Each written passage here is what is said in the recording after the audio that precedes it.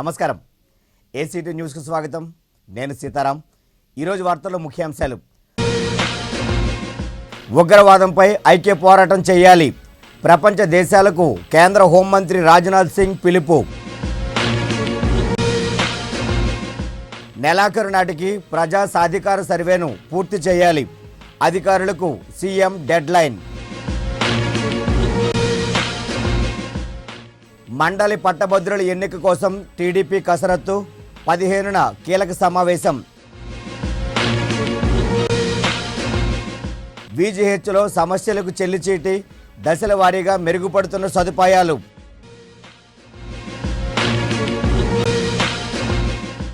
అణగారిన కులాలపై ప్రైవేట్ రంగంలోనూ రిజర్వేషన్లు కల్పించాలి. సిపిఐ నేతల డిమాండ్. ఇక వార్తల్లోని వివరాలకు వెళ్దాం. కేంద్ర హోంశాఖ మంత్రి రాజ్నాథ్ సింగ్ పాకిస్తాన్పై మరోసారి మండిపడ్డారు. ఉగ్రవాదమే ఆ దేశ విధానమని విమర్శించారు. ఉగ్రవాదంపై ప్రపంచమంతా ఐక్య పోరాటం చేయాలని పిలుపునిచ్చారు. ఉగ్రవాదాన్ని పెంచి పోషిస్తున్న పాక్ లాంటి దేశాలను ఏకాకిని చేయాలని కోరారు. అలాంటి దేశంతో చర్చల వల్ల ఎలాంటి ప్రయోజనం ఉండబోదని అన్నారు. ప్రజా సాధికార సర్వేపై ముఖ్యమంత్రి నారా చంద్రబాబు నాయుడు వీడియో కాన్ఫరెన్స్ నిర్వహించారు. జవాబుదారీతనం, పారదర్శకతే సర్వే లక్ష్యమని స్పష్టం చేశారు. నిజమైన లబ్ధిదారులకు ప్రభుత్వ పథకాలను అందించాలన్నదే దీని ఉద్దేశ్యమని పేర్కొన్నారు. సర్వే వివరాలను సమగ్రవంతంగా, ఖచ్చితంగా ఉండేలా సిబ్బంది జాగ్రత్త వహించాలని, అలాగే ఈ నెలాఖరు నాటికి సర్వేను విజయవంతంగా పూర్తి చేయాలని అధికారులను ఆదేశించారు. శాసన మండలి ఉత్తరాంధ్ర జిల్లాల పట్టభద్రుల నియోజకవర్గం ఎన్నికలు వచ్చే ఏడాది మార్చిలో జరగనున్నాయి. బరిలో దిగేందుకు అన్ని పార్టీలు ఎప్పటి నుంచే సిద్ధపడిపోతున్నాయి. గతంలో వరుసగా 2 సార్లు ఎమ్మెల్సీ పదవిని కైవసం చేసుకున్న ప్రోగ్రెసివ్ డెమోక్రటిక్ ఈసారి తమ అభ్యర్థిగా సిపిఎం పార్టీ నేత అజయ్ శర్మను బరిలోకి దింపింది. అధికార టీడీపీ ఇంకా తమ అభ్యర్థిని ప్రకటించలేదు. బలమైన అభ్యర్థిని రంగంలోనికి దింపేందుకు కసరత్తు అయితే ప్రారంభించింది. అందులో భాగంగా శనివారం పార్టీ సమన్వయ కమిటీ సమావేశం కాబోతోంది. ఈ సమావేశంలో ఎమ్మెల్సీ అభ్యర్థిగా పార్టీకి చెందిన వ్యక్తినే బరిలోకి దింపాలా, లేక మిత్రపక్ష బీజేపీ పార్టీ అభ్యర్థిని నిలపాలా అనే దానిపై చర్చించనున్నారు. ఆ వివరాలను టీడీపీ అర్బన్ జిల్లా అధ్యక్షుడు వాసుపల్లి గణేష్ కుమార్ పార్టీ కార్యాలయంలో మీడియాకు వెల్లడించారు. ఎవరైతే 18 సంవత్సరాలు దాటిన గ్రాడ్యుయేట్స్ అందరూ కూడా ప్రధానంగా 2013 1 నవంబర్ కల్లా graduation 3 years degree course complete చేస్తున్నా సరే, ఎంబీబీఎస్ కానీ, ఇంజనీరింగ్ డిగ్రీ కానీ, మరే ఇతర డిగ్రీ కోర్సెస్ కంప్లీట్ చేస్తున్నా కానీ అటువంటి వాళ్ళందరూ కూడా ఈ ఎలిజిబిలిటీలోకి వస్తారు. అటువంటి వాళ్ళందరూ కూడా ఏంటంటే ఫామ్ 18 ద్వారా ఎయిదర్ బై ఆన్లైన్ కానీ లేకుంటే బై పోస్టల్ అయినా సరే పంపించవచ్చు. ఆ రకంగా ఎన్రోల్మెంట్ చేసుకోవచ్చు. లేదు ఫామ్ 18 పర్సనల్గా నింపేసి కూడా కన్సర్న్ ఎంఆర్ఎస్కి హ్యాండ్ ఓవర్ చేయొచ్చు అన్నమాట. దీనికి ప్రధానంగా డిగ్రీ సర్టిఫికేట్ ఉండాలి.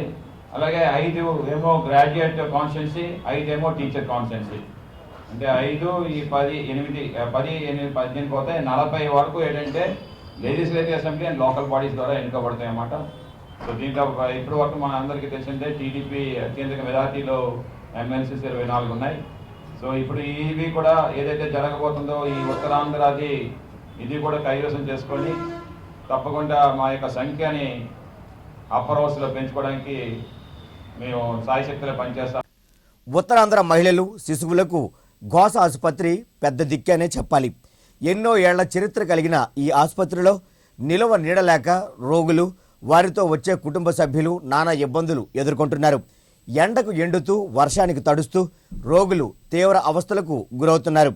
గతంతో పోల్చుకుంటే ఇక్కడ వైద్య సేవలు కొంతవరకు మెరుగుపడ్డాయని రోగులే స్వయంగా చెబుతున్నారు. వైద్యం అయితే బాగానే ఉంది కానీ మౌలిక వసతులు అంతంత మాత్రంగానే ఉన్నాయని పలువురు చెబుతున్నారు.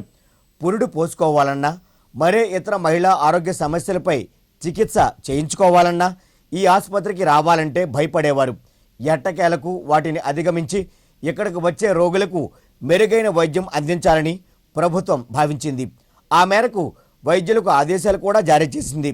దీంతో రోగులకు మంచి చికిత్సతో పాటు మందులను కూడా పంపిణీ చేస్తున్నారు.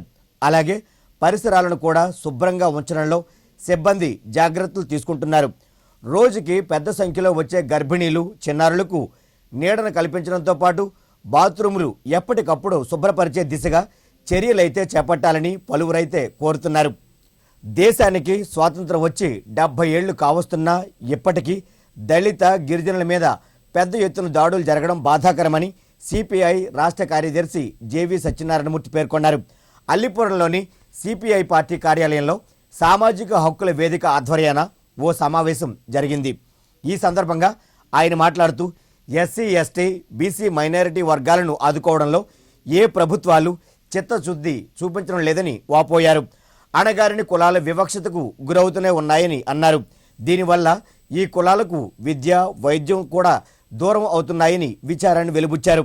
అణగారిన కులాలకు ప్రభుత్వ, ప్రైవేట్ రంగాల్లో రిజర్వేషన్లు అమలు కాకపోవడం దురదృష్టకర పరిణామమని అన్నారు.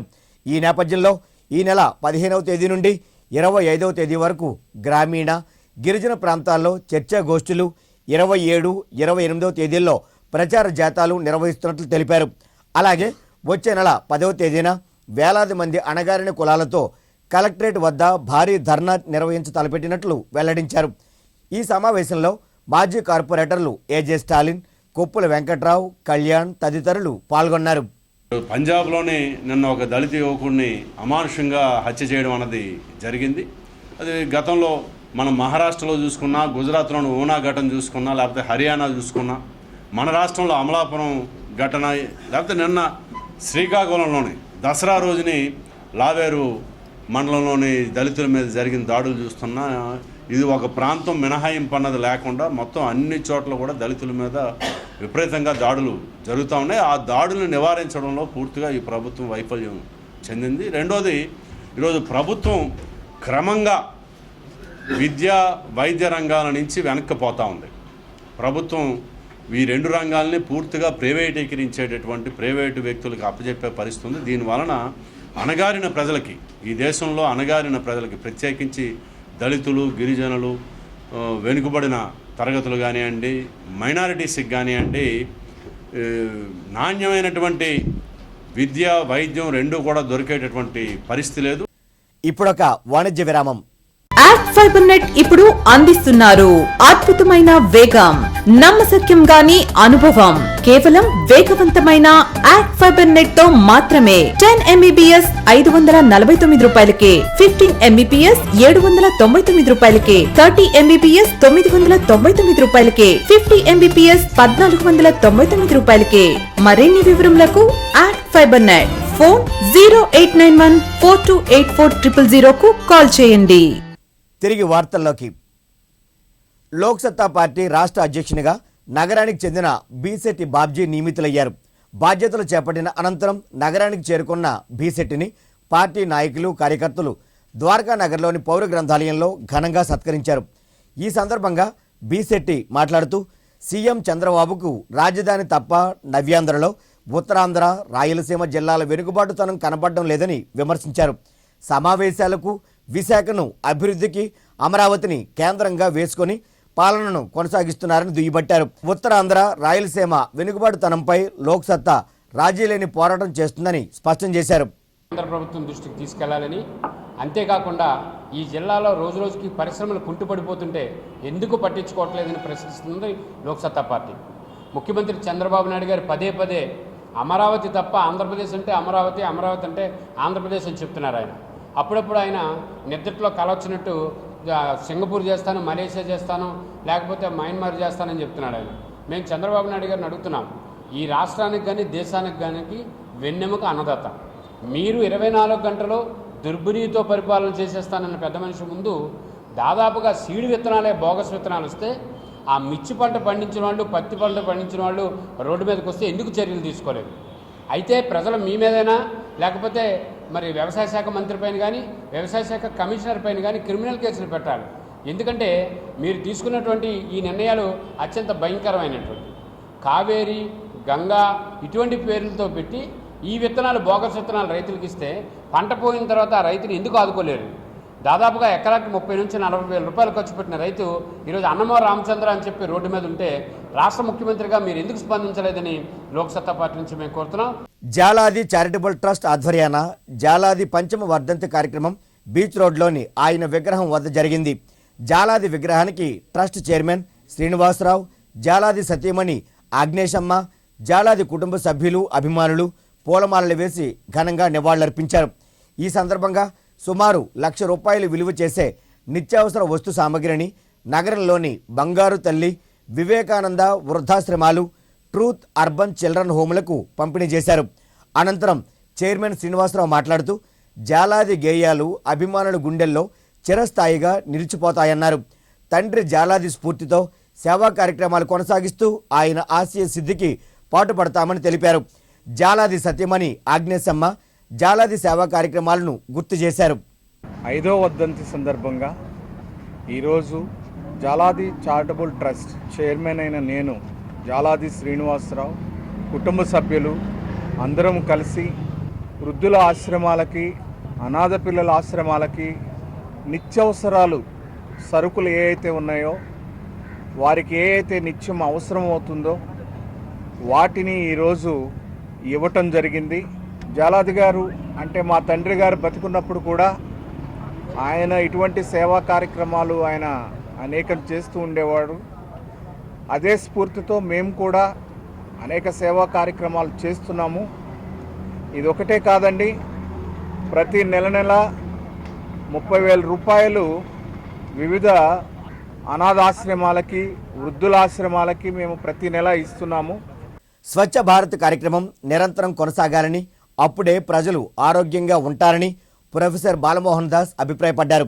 చైతన్య స్రవంతి స్వచ్ఛంద సేవా సంస్థ ఆధ్వర్యాన గోస ఆసుపత్రిలో స్వచ్ఛ భారత్ కార్యక్రమం నిర్వహించారు. ఈ కార్యక్రమంలో భాగంగా ఆసుపత్రి అంతా పరిశుభ్రత పాటించడంతో పాటు పచ్చని చెట్లను నాటారు. ఈ సందర్భంగా ఆసుపత్రి సమావేశ మందిరంలో ఏర్పాటు చేసిన వెల్ డిక్షనరీ ఫంక్షన్కు బాలమోహన్ దాస్ ముఖ్య అతిథిగా హాజరై మాట్లాడారు. సంస్థ వ్యవస్థాపకులు షిరీన్ రెహమాన్ మాట్లాడుతూ స్వచ్ఛత అనేది ప్రతి ఒక్కరిలో ఉండాలని, పరిసరాలను పరిశుభ్రంగా ఉంచుకోవడంతో పాటు చెట్లను నాటి వాటిని సంరక్షించడంలో ప్రతి ఒక్కరూ బాధ్యత తీసుకోవాలని కోరారు. ఈ కార్యక్రమంలో మాజీ ఎమ్మెల్యే ఎస్ఏ రెహమాన్, ఆసుపత్రి సూపరింటెండెంట్ డాక్టర్ పద్మలీల, రాష్ట్ర నర్సింగ్ అసోసియేషన్ అధ్యక్షురాలు భాగ్యలక్ష్మి తదితరులు పాల్గొన్నారు. యాక్టివ్గా అంటే దాంట్లో యాక్టివ్, ఇన్యాక్టివ్ అని 2 రకాలు ఉంటారు. యాక్టివ్లో కూడా రియాక్టివ్, ప్రోయాక్టివ్ అని ఉంటారు. రియాక్టివ్ అంటే ఎవరు పిలిస్తే రావడం, ప్రోయాక్టివ్ అంటే పిలవకపోయినా రావడం. నేనైతే రెహమాన్ గారి ప్రోగ్రామ్ పిలవకపోయినా కూడా వస్తూ ఉంటాను, కానీ వాళ్ళు పిలుస్తూనే ఉంటారు. మేడం గారిని, డాక్టర్ గారిని అడిగాను మేము, అమ్మ ఇది VGH, GVH అని అంటే గవర్నమెంట్ విక్టోరియా హాస్పిటల్ అండి అన్నారు. నేను వచ్చే ముందే ఈరోజు ఉదయమే ఈ హాస్పిటల్ గురించి చూడటం కోసం గూగుల్ సెర్చ్కి వెళ్ళాను. వెళ్తే దాంట్లో నాకు కొన్ని విషయాలు కొంతమందికి చెప్పాలేమో తెలియదు అనిపించిందని చెప్తున్నాను. ఈ విక్టోరియా హాస్పిటల్ గోషా హాస్పిటల్ అని ఎందుకు పేరు వచ్చిందంటే, బ్యాంకు ఉద్యోగే తన సొంత వ్యవస్థనే మోసం చేసిన వైనం వెలుగు చూసింది. కాసులకు కక్కుర్తుపడి వేరొకరితో ఒప్పందం కుదుర్చుకొని బ్యాంకుల్లో ఉండాల్సిన అసలు నోట్లకు బదులు దొంగ నోట్లను పెట్టేశాడు. ఈ వ్యవహారంలో 30 లక్షలు చేతులు మారాయి. ఈ విషయాన్ని గమనించిన bank of India Maharanipeta branch manager 2 town police స్టేషన్లో ఫిర్యాదు చేశారు. రంగంలోనికి దిగిన పోలీసులు విషయాన్ని రాబట్టారు. వివరాలను సర్కిల్ ఇన్స్పెక్టర్ గోవిందరావు మీడియాకు వెల్లడించారు.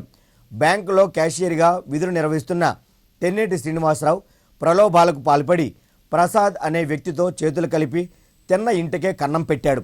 కేసును పోలీసులు దర్యాప్తు చేస్తున్నారు. సాయి శ్రీనివాస్ అని అతను మన బ్యాంక్ ఆఫ్ ఇండియాలో హెడ్ క్యాషియర్గా పనిచేస్తున్నాడండి. ఆయన మరి ఏదో ప్రలోభాలకి లోబడి ఏదో మరి డబ్బులు కక్కుర్తిపడేమో బ్యాంక్ నాలెడ్జ్ లేకుండా బ్యాంకులో కదా 30 లక్షల క్యాష్ తీసుకుపోయి వేరే వాళ్ళకి ఎవరికో ఇవ్వడం జరిగింది. ఆ ప్రాసెస్లో అతను మోసపోయాడండి. ఇది తర్వాత ఈ విషయం ఏంటంటే బ్యాంక్ మేనేజర్ గారికి ఇది క్యాష్ వాళ్ళు అంతా వెరిఫై చేయడం, క్యాష్ షార్టేజ్ రావడం, ఇవన్నీ వెరిఫై చేస్తే 30 లక్షల షార్టేజ్ వచ్చేది. దాని మీద వాళ్ళు బ్యాంక్ మేనేజర్ గారు రిపోర్ట్ ఇచ్చారు. రిపోర్ట్ మీద మేము కేసు కట్టాము, అతని మీద దర్యాప్తు చేస్తున్నాం. బీచ్ రోడ్లో సుమారు 20 లక్షల రూపాయలతో చేపట్టనున్న రోడ్డు అభివృద్ధి పనులకు దక్షిణ నియోజకవర్గం శాసనసభ్యులు వాసుపల్లి గణేష్ కుమార్ శంకుస్థాపన చేశారు. వాసుపల్లితో పాటు జోన్ 3 కమిషనర్ చక్రధర్, గోడి నరసింహమూర్తులు ఈ కార్యక్రమంలో పాల్గొన్నారు. ఈ సందర్భంగా వాసుపల్లి గణేష్ కుమార్ మాట్లాడుతూ 24వ వార్డు పరిధిలో ఇప్పటి వరకు సుమారు 3.5 కోట్ల రూపాయల అభివృద్ధి పనులు చేపట్టినట్లు చెప్పారు. తన ఈ 2.5 ఏళ్ల పదవీ కాలంలో దక్షిణ నియోజకవర్గాన్ని ఎంతో అభివృద్ధి చేశారని గుర్తు చేశారు. ఈసారి జన చైతన్య యాత్రల్లో ప్రజల నుంచి ఆదరణ లభిస్తోందని ఆశిస్తున్నామని అన్నారు. బిజినెస్ హబ్ లాంటిది, ఎక్కువగా రోడ్ ట్రాన్సిట్ ఫ్రైట్స్ ఎక్కువ జరుగుతుంటాయి అన్నమాట. అందుకే ప్రధానంగా రోడ్ల మీద కాన్సన్ట్రేట్ చేయడం జరిగింది. ఒక 20 లక్షల రూపాయలు పెట్టి ఈరోజు ఈ ముఖర్జీ హౌస్ నుంచి మన వెనకాతల ఏదైతే టౌన్ హాల్ జంక్షన్ దగ్గర వరకు కూడా ఈ రోడ్ని వేస్తున్నాము. అలాగే ఈ వార్డు అంతా కూడా ఏంటంటే మొన్న మేము విజిట్ చేసినవి, పాదయాత్రలు చేసినవి, అలాగే డైలీర్ ఎమ్మెల్యే వచ్చినవి అన్నీ కూడా వర్క్స్ అన్నీ కూడా 3,85,00,000 రూపాయలకి వర్క్స్ని పుటప్ చేశాము. అవన్నీ కూడా శాంక్షన్ అయిపోయేవి. టెండర్లు కూడా కాల్ చేయడం జరిగింది. మ్యాక్సిమం గాన గ్రౌండ్ అవడానికి అలాగే అకాంప్లిష్ చేయడానికి ఇంకొక 2-3 నెలలు అవి కూడా కంప్లీట్ చేస్తాము. సుమారు ఒక 15 కోట్లు ఎక్స్ట్రా సౌత్ కాన్స్టిట్యున్సీ వర్క్స్ కోసం ఈ వార్డ్ అనే కాకుండా ఇవన్నీ కూడా గ్రౌండ్ అయిపోతే మరి సౌత్ కాన్స్టిట్యున్సీ ఎటువంటి స్మార్ట్ సిటీలోని ఇది కూడా ఒక భాగంగా మనం ఫీల్ అవ్వచ్చు అన్నమాట. నిరుద్యోగ యువతకు ఉద్యోగ ఉపాధి అవకాశాలు కల్పించాలన్న ప్రభుత్వ ఆలోచన మేరకు పంచాయతీ సెక్రటరీలకు గాను ఆరిలోవ తోటగరువు వద్ద రాధాకృష్ణ ఫంక్షన్ హాల్లో ఉచిత శిక్షణ ఇస్తున్నట్లు మాజీ కార్పొరేటర్ ఒమ్మి సన్యాసరావు తెలిపారు. విజయ ప్రెస్ క్లబ్లో ఏర్పాటు చేసిన మీడియా సమావేశంలో ఒమ్మి సన్యాసరావు మాట్లాడారు. ఎస్సీ, ఎస్టీ, ఓబీసీలతో పాటు ఆర్థికంగా వెనుకబడిన ఎఫ్సీ అభ్యర్థులు కూడా 3 నెలల పాటు వారికి శిక్షణ ఇవ్వనున్నట్లు చెప్పారు. ఇందుకు సంబంధించి ఈ నెల 16వ తేదీన ఫ్రీ మాక్ టెస్ట్ నిర్వహించి తలపెట్టామని చెప్పారు. ఇందుకు పెద్ద సంఖ్యలో అభ్యర్థులు హాజరవ్వాలని కోరారు. శిక్షణకు హాజరయ్యే అభ్యర్థులు ఈ నెల 15వ తేదీలోగా రిజిస్ట్రేషన్ చేయించుకోవాలని తెలిపారు. మరిన్ని వివరాలకు 9760160319 అనే ఫోన్లో సంప్రదించాలని ఆయన కోరారు. మరి రేపు పంచాయతీ సెక్రటరీస్ నోటిఫికేషన్ పడతా ఉంది. మరి ఏదైతే పంచాయతీ సెక్రటరీస్ నోటిఫికేషన్ పడుతుందో దానికి అనుగుణంగా మా సంఘం ఆధ్వర్యంలో ఒక మంచి ఫ్యాకల్టీస్ని పెట్టి ఈ 3 జిల్లాలు కూడా విశాఖపట్నం, విజయనగరం, శ్రీకాకుళం జిల్లా వాసులకి ట్రైనింగ్ ఇవ్వడానికి వాళ్ళకి ఏదైతే కంటెంట్ అవసరమో అవన్నీ వాళ్ళకు ఉపయోగపడేటట్టు మీ మంచి ఫ్యాకల్టీస్తో వాళ్ళ శిక్షణ ఇవ్వడానికి 3 నెలల శిక్షణ ఇవ్వడానికి మేము దీన్ని ప్రారంభించడం జరిగింది. సో అన్ని రకాలుగా సాంఘికంగా, ఆర్థికంగా వెనుకబడిన వర్గాల గురించి డిజైన్ చేసిన ప్రోగ్రామ్ ఇది. సో ఇందులో గ్రూప్ 1, గ్రూప్ 2 పంచాయతీ సెక్రటరీస్ అన్ని ఎగ్జామ్లకి వెనుకబడిన వర్గాలందరికీ కోచింగ్ ఇవ్వడం జరుగుతుంది అండి. వచ్చే ఫ్యాకల్టీ కానీ, మేము కండక్ట్ చేసే ప్రోగ్రామ్ కానీ, వాళ్ళకి రెగ్యులర్గా పెట్టే ఎగ్జామ్స్ కానీ చాలా ప్లాన్డ్గా జరుగుతుంది అండి. సో ఈ అవకాశాన్ని కేవలం విశాఖపట్నం జిల్లా వాళ్ళు మాత్రమే కాకుండా విజయనగరం, శ్రీకాకుళం, ఈస్ట్ గోదావరి, వెస్ట్ గోదావరి విద్యార్థులు కూడా సద్వినియోగం చేసుకుంటారని మేము ఆశిస్తున్నామండి. ఉత్తరాంధ్ర హక్కులపై పోరాటం చేసేవారిని, అభివృద్ధికి పాటుపడేవారినే పట్టభద్రుల ఎమ్మెల్సీగా ఎన్నుకోవాలని దబేల్ దుబేల్ అధ్యక్షులు దేవిశ్రీ మజ్జి కోరారు. విజేఎఫ్లో ఏర్పాటు చేసిన మీడియా సమావేశంలో ఆయన మాట్లాడారు. ఉత్తరాంధ్ర ప్రాంతాన్ని ఆర్థికంగా, రాజకీయంగా, సామాజికంగా దోపిడీ చేస్తున్న వారిపై దబేల్ దుబేల్ పోరాటం చేస్తుందన్నారు. రాజకీయ నాయకుల తరపున పోటీ చేసేవారిని కాకుండా ఈ ప్రాంత చరిత్ర, ఉనికి తెలిసిన వారిని, మంచి నాయకుడిని పట్టభద్రులంతా మద్దతు తెలియజేసి గెలిపించుకొని చట్టసభకు పంపించాలని విజ్ఞప్తి చేశారు. ఈ సమావేశంలో కార్యదర్శి ఆదాడ మోహన్ పాల్గొన్నారు. ఉద్యమం మొదలుకొని నిన్న మొన్న వాక్శెట్టి ఉద్యమం వరకు మరి దేవిశ్రీ, మరి వంగపండు గారు, నేను అనేకమైన పోరాటాలు చేసిన చరిత్ర ఈ ఉత్తరాంధ్ర ఉంది. కాబట్టి ఉత్తరాంధ్ర విద్యార్థి ప్రతి ఒక్కరు కూడా రాజకీయ నాయకులకు ఓట్లు వేయకుండా వాళ్ళ ఓటుని వాళ్ళే నమోదు చేసుకొని మరి మంచి ప్రతినిధిని మరి పంపించవలసిన బాధ్యత, అవసరము ప్రతి ఒక్క గ్రాడ్యుయేట్ విద్యార్థి మీద ఉందని తెలియజేసుకుంటూ ఉత్తరాంధ్ర కోసం పాటుపడిన వారిని మాత్రమే మరి ఈ ఎన్నికల్లో పోటీ చేసే అర్హత ఉంటుందని మరి మీరు చెప్పగలిగితే ఉత్తరాంధ్ర నుంచి ఒక ఎమ్మెల్సీ, మంచి ఎమ్మెల్సీని, ప్రజా పోరాటం చేసే ఎమ్మెల్సీని పంపించవలసిన అవసరం మనకుంటుంది. దాని ద్వారా మరి ఉత్తరాంధ్ర వెనుకబాటుతనాన్ని రూపుమాపగలం తప్ప రాజకీయ నాయకులు, రాజకీయ పార్టీలు ప్రపోజల్ చేసిన ఏ అభ్యర్థికి మీరు ఓటు వేయొద్దని ఉత్తరాంధ్ర దబేల్ దుబేల్ తరఫున మేము డిమాండ్ చేస్తామన్నాం.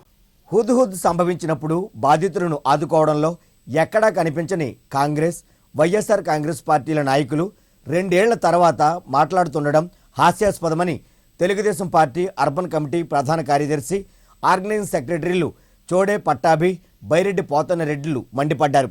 ఎంవీపీ కాలనీలో ఏర్పాటు చేసిన మీడియా సమావేశంలో వారు మాట్లాడారు. హుద్హుద్కు అతలాకుతలమైన నగరాన్ని యథాస్థితికి తెచ్చేందుకు ముఖ్యమంత్రి చంద్రబాబు నాయుడు చేసిన కృషిని ప్రపంచమంతా కొనియాడిందని గుర్తు చేశారు. హుద్హుద్ బాధితులను తెలుగుదేశం ప్రభుత్వం ఆదుకోలేదంటూ కాంగ్రెస్, వైఎస్ఆర్ కాంగ్రెస్ పార్టీలు చేస్తున్న ఆరోపణలను తీవ్రంగా ఖండించారు. ఇలాంటి పిచ్చి ప్రాలాపనలు మానుకోకుంటే రాష్ట్రంలో కాంగ్రెస్ పార్టీకి పట్టిన గతే వైఎస్ఆర్ కాంగ్రెస్ పార్టీకి పడుతుందని హెచ్చరించారు. మరి వైఎస్ఆర్సీపీ మాట్లాడటం అనేది చాలా విడ్డూరమైన విషయం. ఎందుకంటే మరి వారం రోజుల తర్వాత వచ్చాడు మీ నాయకుడు, ఓదార్పు యాత్రకు వచ్చినట్టు వచ్చాడు. ఎందుకంటే మీకు ఓదార్పు యాత్రలు తప్పితే ఏమి రావు, మీ నాయకుడికి ఉంది అదొకటే. మీ నాయకుడు ఎందుకు స్పందించలేదు, మీరెందుకు స్పందించలేదని సూటిగా ప్రశ్నిస్తా ఉన్నా నేను. మరి ఇక్కడ పార్లమెంట్ సభ్యురాలుగా పోటీ చేసిందే మీ గౌరవాధ్యక్షురాలు విజయమ్మ 2 సంవత్సరాలు ఈ రోజు వరకు వచ్చి విశాఖపట్నం ప్రకటించిందా అని నేను సూటిగా ప్రశ్నిస్తున్నా. తప్పులు మీరు పెట్టుకుని మీ సంస్కృతిని మా మీద రుద్దుతారేంటి? మేము ప్రజల మధ్యన ప్రజల కొరకు ఎప్పుడు ప్రజల్లో నిత్యం ప్రజల్లో ఉండే పోరాడే తత్వం మా నాయకుడు చంద్రబాబు నాయుడు గారిది, అలాగే తెలుగుదేశం పార్టీ కార్యకర్తలు కూడా. కాబట్టి ఇలాంటి అసంబద్ధమైన పేలాపనలు పెట్టడం అనేది చాలా బాధాకరం, చాలా శోచనీయం, చాలా విచారకరం. విశాఖ ప్రజలందరూ కూడా నిశ్చితంగా పరిశీలిస్తూ ఉన్నారు. మీకు ఒకటి హెచ్చరిస్తూ ఉన్నాను. ఆ రోజు కాంగ్రెస్ పార్టీ నాయకులు ఒక్కరొచ్చి పలకరించిన పాపాన పోలేదు, విశాఖ ప్రజల్ని సహాయం చేసినటువంటి పాపాన పోలేదు. వైఎస్ఆర్ పార్టీ నాయకులు వారం రోజుల తర్వాత వచ్చి ఓదార్పుతోనే అలాగా పైన ఓదార్చి వెళ్ళిపోయినటువంటి సంఘటన. అయ్యా, మిమ్మల్ని విశాఖ ప్రజలు ఆ రోజు చూస్తూ ఉన్నారు, ఈరోజు చూస్తూ ఉన్నారు. మీరు చేసినటువంటి కనీస కార్యక్రమాలు కానీ వసతులు కానీ ఈ ప్రజలకు ఏమీ లేదు. మీరు ఏది మాట్లాడినా దెయ్యాలకి వేదాలు వల్లించినట్లే ఉంటుంది. కాబట్టి ఎప్పటికైనా సరే మీరు ప్రభుత్వం మీద అవగాహన రాహిత్యంతో మాట్లాడితే రానున్న రోజుల్లోని కాంగ్రెస్ పార్టీకి ప్రజలు ఎటువంటి బుద్ధి చెప్పారో వైఎస్ఆర్ పార్టీ కూడా రానున్న కార్పొరేషన్లో అటువంటి బుద్ధి చెప్తారని మీ ద్వారా నేను తెలియజేస్తా ఉన్నా.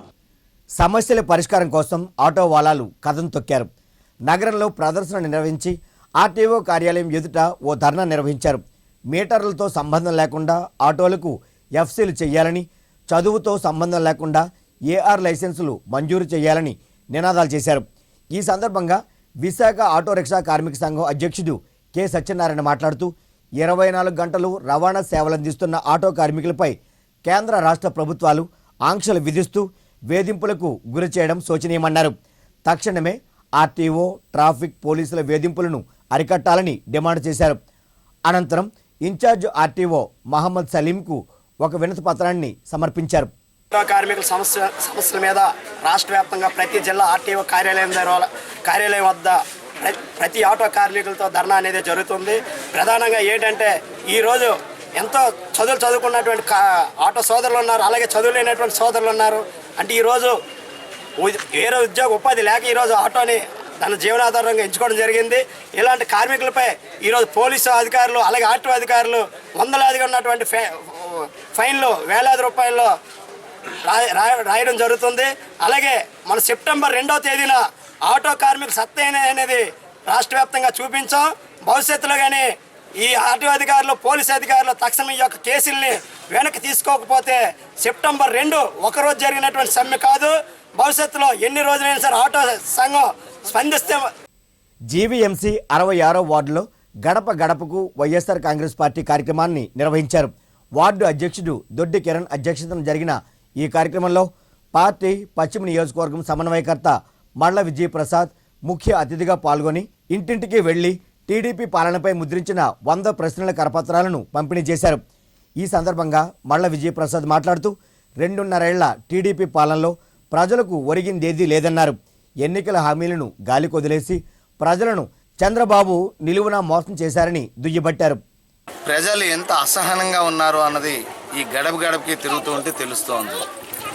మరి ఈరోజు టీవీ ఆన్ చేస్తే రాష్ట్ర ప్రజలు చాలా సంతోషంగా ఉన్నారు అని చెప్పి మన ముఖ్యమంత్రి గారు మాట్లాడుతూ ఉంటారు. మరి వాళ్ళు సంతోషంగా ఉన్నారా లేదా అన్నది తెలుసుకోవాల్సినటువంటి బాధ్యత ముఖ్యమంత్రి గారి మీద ఉందా లేదా అన్నది నేను ప్రశ్నిస్తూ ఉన్నా.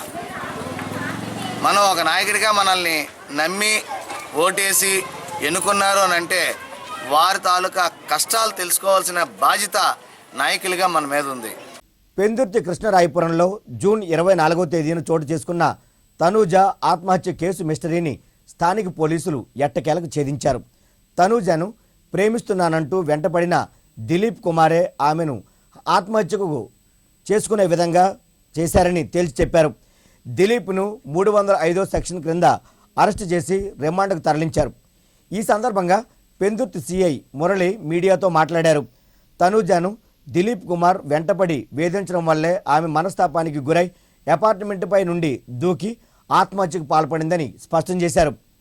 పెందుర్తి పోలీస్ స్టేషన్ పరిధిలో కృష్ణరాయపురం గ్రామంలో జూలై నెలలో 24వ తారీఖున గ్రీన్ ట్రీస్ అపార్ట్మెంట్ పక్కన ఒక 14 సంవత్సరాల మైనర్ బాలిక చనిపోయి ఉండడం జరిగింది.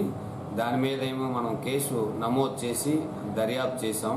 ఆ అమ్మాయిని దిలీప్ కుమార్ అనే వ్యక్తి వెంటపడి వేధించడం వలన ఈవిడ మైనర్ బాలిక అవడం వలన అదేవిధంగా ఆమెను సెక్సువల్గా హెరాస్మెంట్ గురి చేసి ఆమె చేయి కూడా పట్టుకొని 10 మంది చూస్తూ ఉండగా చేసినందున ఆమెను ఆ విషయం ఆ తల్లిదండ్రులు అడిగినప్పుడు ఆమె అదే రోజు సూసైడ్ చేసుకొని చనిపోయినట్టుగా మా దర్యాప్తు కాలం ముందు తేలిన అంశాలు.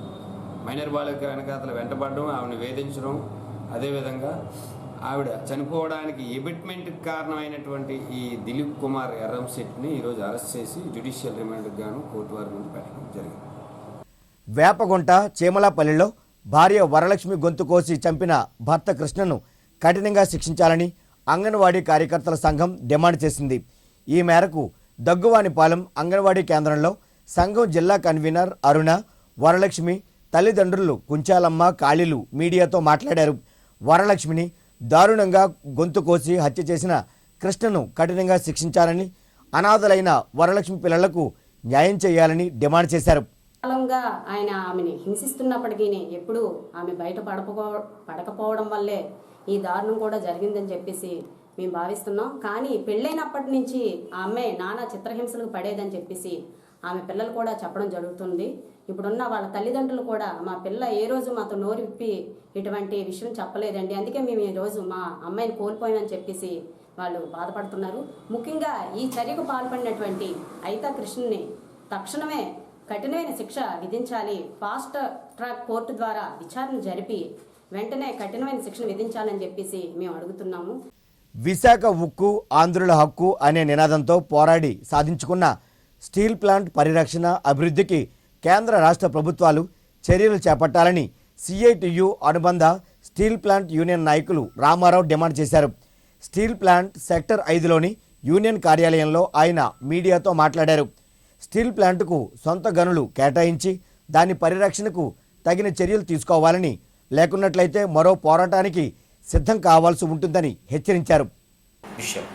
దీనికి ప్రధానమైనటువంటి కారణం ఏంటంటే కేంద్ర రాష్ట్ర ప్రభుత్వాలు అనుసరిస్తున్నటువంటి విధానాల మీద ప్రధానమైనటువంటి కారణం. కాబట్టి ఈ కేంద్ర రాష్ట్ర ప్రభుత్వాల విధానాలకు వ్యతిరేకంగా గత సంవత్సరం సెప్టెంబర్ 2వ తారీఖున దేశవ్యాప్తంగా 15 కోట్ల మంది సమ్మె చేశారు. అలాగే ఈ సంవత్సరం సెప్టెంబర్ 2వ తారీఖున 18 కోట్ల మంది ఈ సమ్మెకి, ఈ ప్రభుత్వ విధానాలకు వ్యతిరేకంగా సమ్మె చేసేటటువంటి జరిగింది. కాబట్టి ఆ సమ్మెల్ని విశాఖపట్నంలోనే పూర్తిగా విశాఖపట్నం స్టీల్ ప్లాంట్లో 100% సక్సెస్ అయింది. కాబట్టి దీని మీద ఎటువంటి పరిస్థితులైనా సరే కేంద్ర రాష్ట్ర ప్రభుత్వాలు నీతి ఆయోగ్ పేరుతోటి ఈ ప్రభుత్వ రంగాన్ని అమ్మాలని చూస్తే మాత్రం ఎటువంటి పరిస్థితులను సిఐటిగా సహించం. స్టీల్ ప్లాంట్ సెక్టర్ 1లోని ఉక్కు క్లబ్లో సిఐటియు శిక్షణ తరగతులు నిర్వహించారు. స్టీల్ ప్లాంట్ యూనియన్ నాయకులు రామారావు ముఖ్య అతిథిగా హాజరై మాట్లాడారు. ప్రభుత్వ రంగ సంస్థల పరిరక్షణకు సిఐటియు కార్మికులు రాజీ లేని పోరాటం చేయాలని, ఆ దిశగా తాము సంసిద్ధులను చేసుకోవాలని పిలుపునిచ్చారు. ఎవరైతే సిఐటిలో పనిచేస్తున్నటువంటి ముఖ్యమైన అంతర్గత కార్యకర్తల క్లాసులు అనేది ఈరోజు స్టీల్ ప్లాంట్లో పెట్టడం జరిగింది. ముఖ్యంగా కార్మిక చట్టాల విషయంలో కానీ, అలాగే దోపిడీ ఎలాగా కార్మికులను దోపిడీ చేస్తున్న విషయం కానీ, అలాగే కార్మిక సంఘాన్ని అభివృద్ధి చేయడానికి ఏ విధంగా మనం తీసుకోవాలి, అలాగే పరిశ్రమలో వచ్చినటువంటి సమస్యల మీద ఏ విధంగా మనం డీల్ చేయాలనేది, అధికారులతో ఏ విధంగా డీల్ చేయాలనే విషయాలన్నీ కూడా ఈ క్లాసుల్లో అనేది ముఖ్యమైనటువంటి ఆ సంబంధించినటువంటి రంగానికి సంబంధించినటువంటి ముఖ్యమైనటువంటి కార్యకర్తలు ఈరోజు ఇక్కడ జరుపుతున్నాం.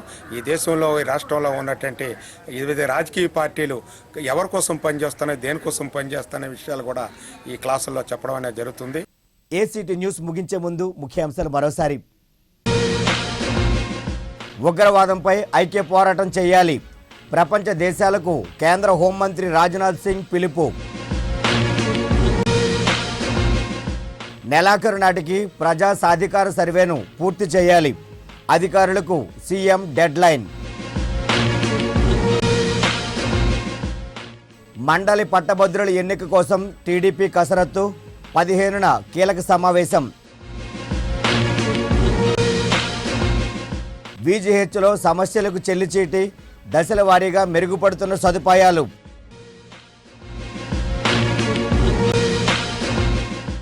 అణగారిన కులాలపై ప్రైవేట్ రంగంలోనూ రిజర్వేషన్లు కల్పించాలి. సిపిఐ నేతల డిమాండ్. ఈ వార్తలు ఇంతటితో సమాప్తం. నమస్కారం.